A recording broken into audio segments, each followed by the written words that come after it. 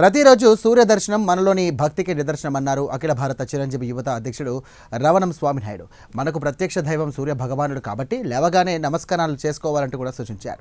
ఇక దైనందిక జీవితంలో తెల్లవారేసరికి ఈ ప్రపంచాన్ని చూడకుండానే ఎన్నో జీవితాలు చీకట్లో కలిసిపోతున్నాయన్నారు.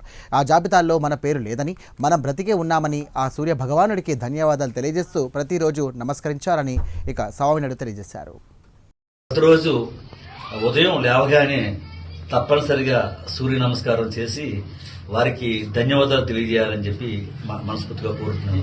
ఎందుకంటే రాత్రి మనం పడుకున్న తర్వాత పొద్దునే లేచేటప్పటికి ప్రపంచం మొత్తం మీద లక్షలాది మంది కనిపించకుండా మన ఆకాశంలోకి వెళ్ళిపోతూ ఉంటారు, వారు మరణిస్తూ ఉంటారు.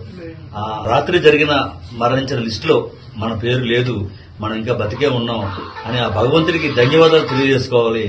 మనకి ప్రత్యక్ష దైవం సూర్య భగవాన్ కాబట్టి తప్పనిసరిగా మనం లేవగానే సూర్య భగవానికి నమస్కారం చేసి ధన్యుని తండ్రి అని చెప్పి వారికి నమస్కారం చేసుకోవాల్సిందిగా అందరినీ కోరుకుంటున్నాం.